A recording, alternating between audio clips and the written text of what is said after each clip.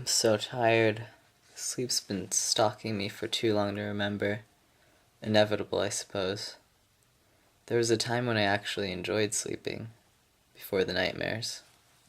Lude mentioned something about an old man in his complex who said he was going to die soon. I didn't think much of it at the time, but it's not really something you forget either. The man's name was Impano, and from what Lude told me, he would often appear for walks in the courtyard his apartment overlooked to interact with stray cats. Other than that, however, he seldom left his apartment. A few weeks later, Zimpano was found in his apartment, face down on the ground, dead. The paramedics didn't find anything unusual, just old age, I guess. The system goes down, the lights blink out, and there you have it. The next night around 3, I heard a phone call. It was Lude. He asked me to go to the old man's apartment with him, and I agreed. I should have gone back to sleep. Ever see yourself doing something in the past, and no matter how many times you remember, you still want to scream stop? There were two strange things surrounding the death of Zampano that I didn't exactly understand at the time. One was the disappearance and subsequent cruel demise of the cats. Not only were the cats killed, they were mutilated. One found with its head twisted clean off. The second thing I found while investigating the apartment. There were deep slash marks on the floor next to where the body was found. Not only that, but while we were there I noticed something about the windows and doors. All nailed shut. It's been 3 months since Lude called me that night. I just remembered that when I went to Zampano's house I took a trunk. What can I say? I'm a sucker for abandoned stuff. As a counselor once told me, you like that crap because it reminds you of you. But I did find something interesting in the geezer's trunk. It was his book, the Navidson record.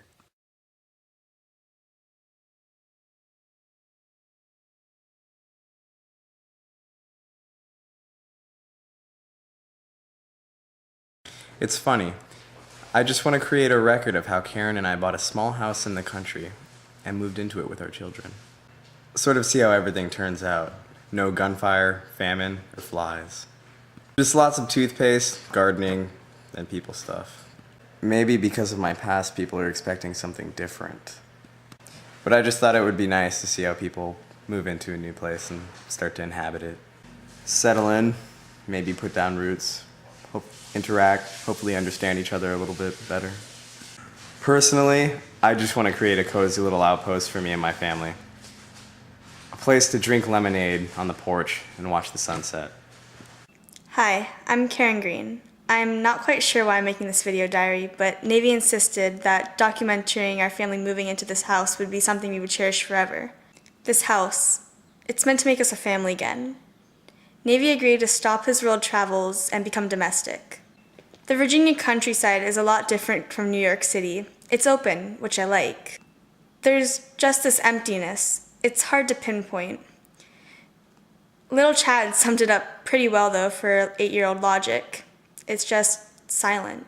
Navy mentioned Delilah again. I warned him that if he's not going to tell me who she is, he'd better not bring it up anymore. This whole move was meant to put the past behind us and become a family again.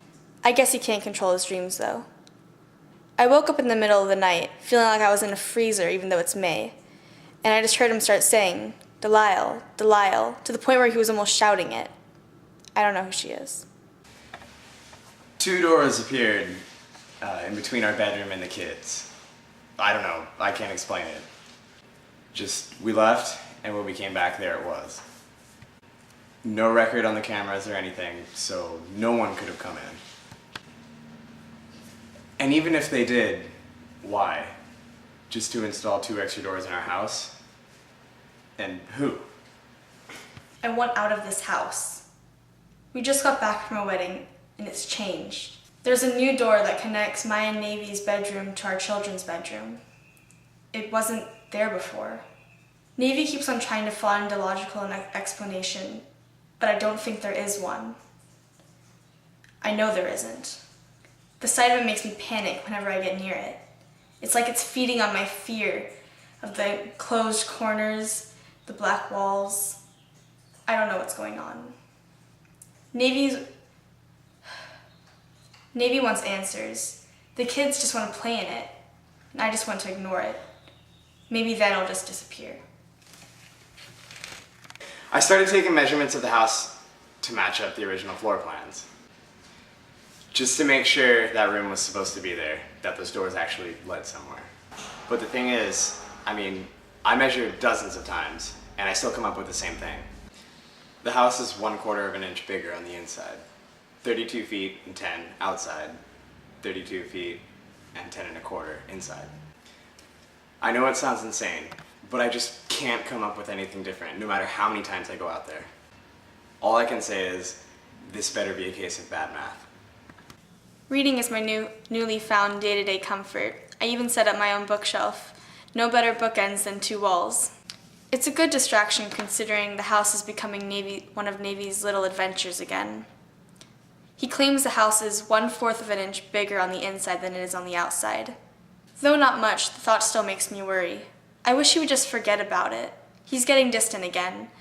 He's getting consumed by the enigma that's becoming our house. He's pulling others into it now as well. His brother, who he hasn't talked to in years, Tom. I guess in a way it still shows that they're family. But it's also Navy just wanting to solve another mystery. I fear there is none, and he's just making it up. I called Tom yesterday, my twin brother. He builds houses for a living, so he might be able to help me with this. We haven't really talked in a long time, so I left a message. We'll see if he comes. Even with Tom and Reston and everyone here, we just can't get rid of that 1/4 inch. It just won't budge, and it annoys the hell out of me. No matter how many times we do it or what equipment we use, it's always the same, always. And today, the kids were downstairs and we heard their voices echoing. They shouldn't echo. There's no place in this house that can make an echo. We ran downstairs, Karen and me, and when we got down there, there's another door now.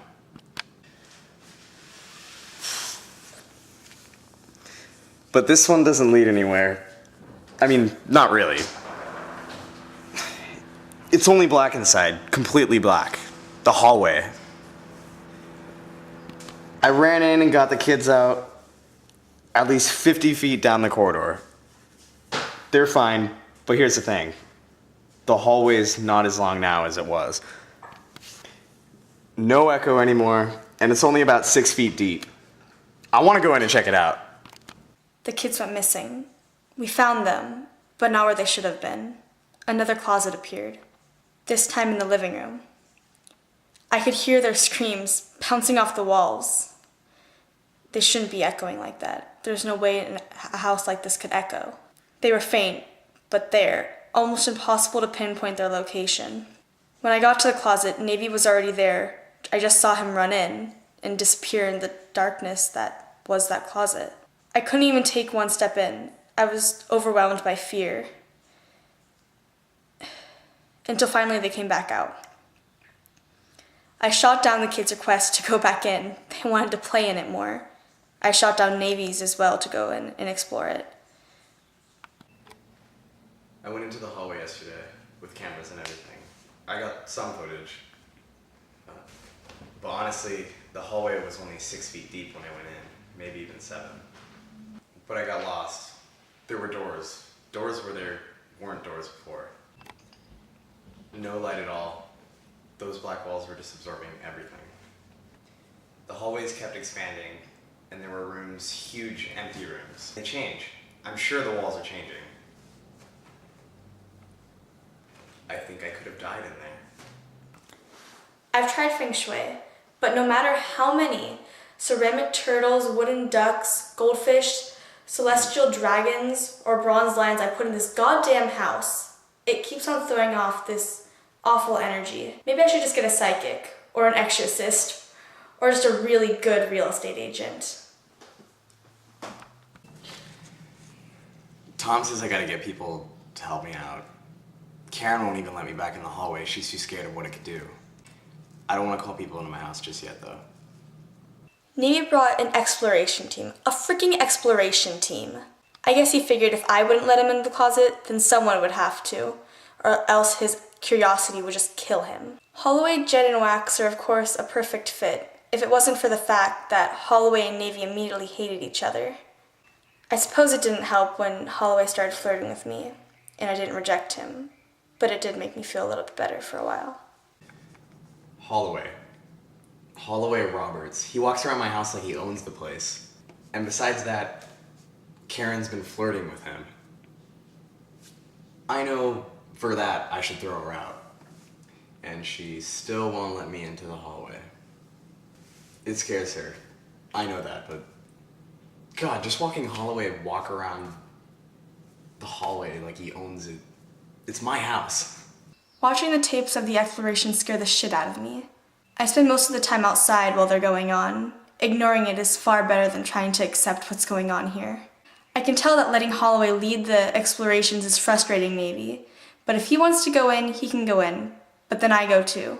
I look at our children, and I want to remind him that he has already had a lifetime of wandering and danger. He can let someone else take over for once. It won't kill him. But him leaving would, and me as well. I want to grow old with him. Is that so much to ask for? Holloway and his team have been down the staircase too long.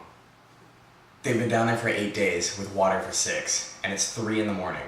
We don't have time to get a search party. We started hearing tapping on the walls, Morse code for SOS. That's enough for me. I'm going down there. We have to go now. I waited too long with Delisle. I'm not going to do that again. Something's gone wrong. Holloway, Jed, and Wax are in the hallways, but we keep on hearing the sound of knocking on the walls. Coming from everywhere, quiet. Like when Chad and Daisy got lost in the closet for the first time. It's still happening. Listen.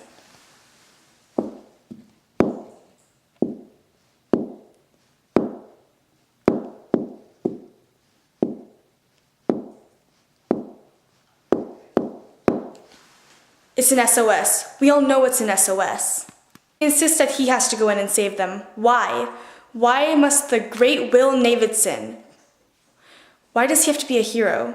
He doesn't have to be a hero. He just mumbled, I waited too long with Delisle. I can't wait that long again. So I let him go.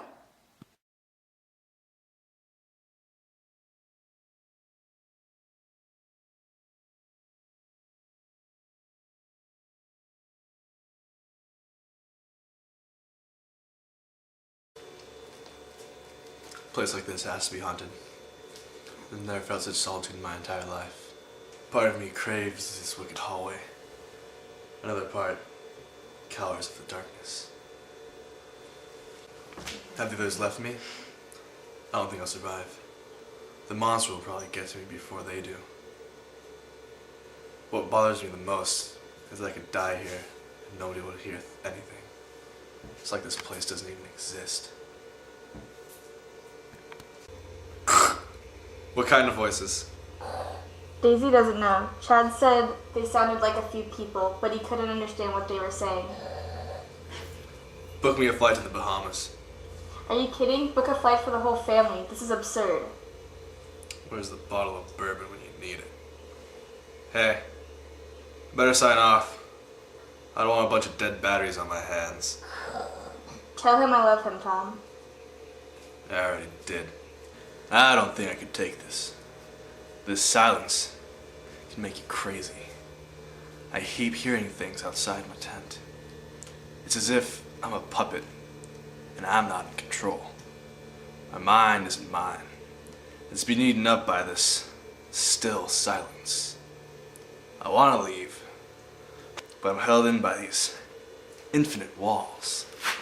I'm alone. I'm so utterly alone. But how come I feel like this? I'm not the only one here. God fucking damn it, Navy! What have you gotten me into this time? You know I could have been out at a bar right now, watching the game. I need a fucking drink. How are you managing? Me? I'm cold, scared shitless, and I feel like I'm about to be eaten alive by any moment. Otherwise, I'd say I'm fine. Tom, I found another marker. Are we closer to the staircase? Here's the thing. Most of it is gone, just a shred. We're laying down the line of proceeding. Holy shit! What did that? I don't know. All I know is that we are definitely not alone. This is bullshit. You hear me, Mr. Monster? Bullshit! What kind of house do you got here anyway? No lights, no central heating, not even any plumbing. I've been shitting in a corner and pissing on the wall for 2 days. Doesn't that irk you a little, Mr. Monster? I've been shitting in your corner. Been pissing on your wall. Of course the piss is dried up and the crap just vanishes. You gobble it all up, don't you? Turtles, shit, doesn't even matter to you. Indiscriminate bastard! Doesn't it make you sick? It makes me sick. It makes me want to retch. And all through the house, not a creature was stirring, not even a mouse. Not even you, Mr. Monster. Yes, Tom, poor old Tom, was doing plenty of stirring around this house until finally he went stir crazy, wishing there was a creature. Any creature, even a mouse.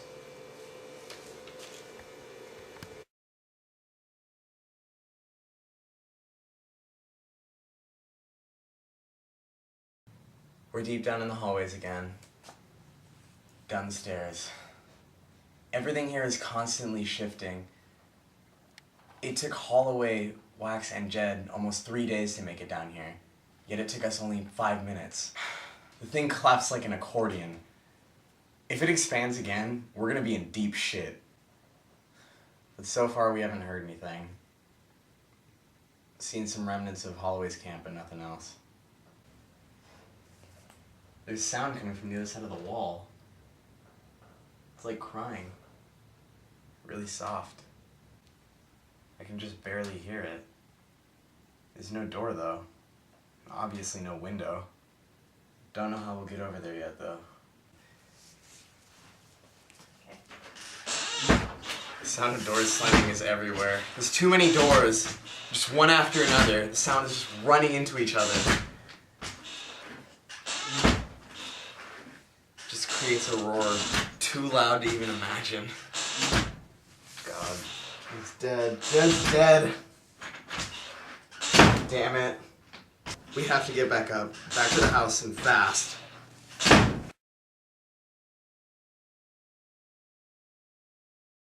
The other day at my job at the tattoo parlor, something really weird happened. I'm still not sure exactly what I saw. I could have sworn some kind of shadow was stalking me, but when I turned around all I saw was a deserted corridor. Or was it merely a recently deserted corridor? I met a girl named Thumper in the shop last week. Even though she's a prostitute, I can't help but fall for her. But Thumper wasn't there today. Something happened, though, at the shop. I went back to fill up some ink trays when the lights burned out. In complete darkness, I felt some kind of monster behind me. Huge teeth and long, sharp claws. Before I knew it, I had a huge gash in my back. Only after shitting and pissing myself out of fear, I tried to get away. But I just fell down the stairs that I came up. My boss found me at the bottom of the stairs, pants bone dry. But this time there was a gash still there. I don't know what's real anymore. In my mind, a huge truck could have swerved and crashed into me, but seconds later I realized that I'm completely fine.